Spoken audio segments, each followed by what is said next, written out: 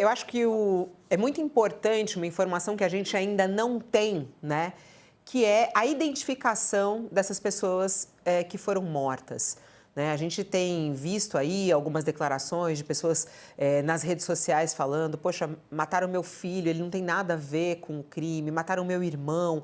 Ontem, inclusive, um deputado federal foi às redes sociais, Ottoni de Paula, ele que é um pastor, e ele disse: olha, eu conheço algumas pessoas que estão entre os mortos e que não tem nada a ver com crime, e eu não sou alguém progressista, dizia o deputado federal lá ontem em plenário. A identificação desses mortos, desses corpos encontrados, é crucial para que a gente possa olhar ainda mais com cuidado a essa operação. A nossa manchete principal, inclusive, traz a informação de que o IML do Rio de Janeiro já identificou mais da metade dos 117 corpos que chegaram lá no Instituto Médico Legal após essa operação no Rio de Janeiro. Mais da metade dos corpos dos suspeitos, que é tratado pela polícia como suspeitos, né, como eles estão falando, já foram identificados, né, estão sendo realizados lá no Instituto Médico Legal, no centro do Rio.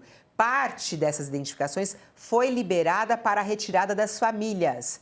A Polícia Civil, no entanto, ainda não informou nem deu detalhes, nem os nomes, nem as identidades das vítimas. E nem dizendo se essas pessoas têm ou não passagem pela polícia, antecedentes criminais. Nada disso foi comunicado até agora oficialmente pelo governo do Rio de Janeiro. O Sakamoto também está acompanhando isso e tem apuração para a gente também a respeito da identificação desses mortos e como os familiares estão sendo tratados ao chegar lá, né, Sakamoto? Eu tenho falado com entidades da sociedade civil, autoridades, com a Defensoria Pública do Rio, que está lá acompanhando, né? E tem duas coisas, Fabíola. Primeiro, acho que o mais importante para o pessoal entender, a falta da lista de mortos, uma lista oficial, dificulta, né, a análise, inclusive, dos erros do governo do Rio de Janeiro nessa operação.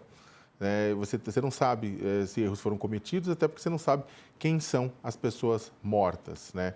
Então, teve metade de reconhecimento, de identificação de 117 corpos que chegaram, 4 policiais já foram liberados e sepultados, vamos lembrar, né, que 4 policiais mortos na operação, e o restante está sendo identificado. Agora, identificação não significa, não é sinônimo de liberação da informação sobre quem eram essas pessoas.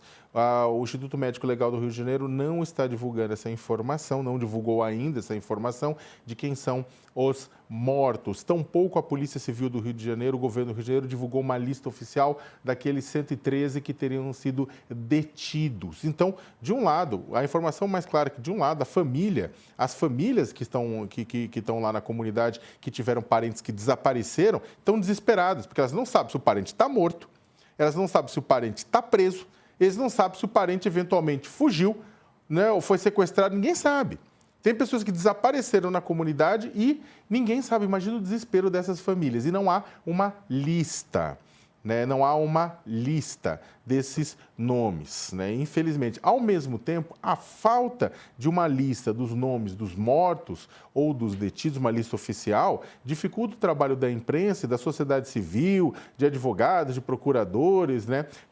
De defensores, para verificar se essas pessoas tinham relação com o crime organizado ou não, se foram mortos por equívoco, né, por parte da polícia, né, ou em bala perdida no meio desse confronto, no meio dessa operação policial. Ou seja, a falta de uma lista com a identidade dificulta analisar o quanto o governo do Rio de Janeiro errou e causando o que a gente chama, infelizmente, de danos colaterais, mas são mortes de pessoas que não tinham nada a ver com isso. O governador Cláudio Castro, numa entrevista a uma coletiva, ele falou o quê? Ele falou que, na verdade, só tinham 4 vítimas desse confronto, que eram os 4 policiais mortos, apontando, né, reforçando o que a polícia vem dizendo, que o restante era do crime. Mas, por enquanto, enquanto não houver a lista desses nomes, temos que acreditar na palavra da polícia e do governo, que foram os responsáveis pela operação. E, por fim, Fabíola, eu conversei com Fabiana da Silva, ouvidora-geral da Defensoria Pública do Estado do Rio de Janeiro, que afirmou que parentes, né, familiares que estavam indo ao IML para procurar seus parentes, para reclamar os corpos, né, dos parentes, eles estariam sendo criminalizados pela polícia, que estaria colocando eles em salinha e tentando tirar informações que relacionassem esses parentes mortos com o crime organizado, né? Ou seja, a família vai lá buscar o corpo e a polícia, né, coloca na salinha e faz um interrogatório, transforma essa família em testemunha para tentar tirar informações que façam o quê? A conexão daquela pessoa com o crime. Aí você coloca, ora, não era o Estado que diz que sabe que todo mundo que está lá, que está ligado com o crime? Então por que ele precisa depoimento da família conectando essa pessoa com o crime? Né? Se ele mesmo diz que todo mundo que está lá é porque eles sabem que é criminoso. E aí o que segundo a Fabiana Silva, o que a Defensoria Pública do Rio de Janeiro está fazendo a partir das denúncias de que isso estava acontecendo, eles estão colocando agora um representante da Defensoria junto com cada familiar, né, no momento que eles têm que falar com a polícia, exatamente para evitar que isso aconteça e recomendando que, eventualmente, eles fiquem em silêncio e só falem depois na presença dos seus advogados, Fabiola.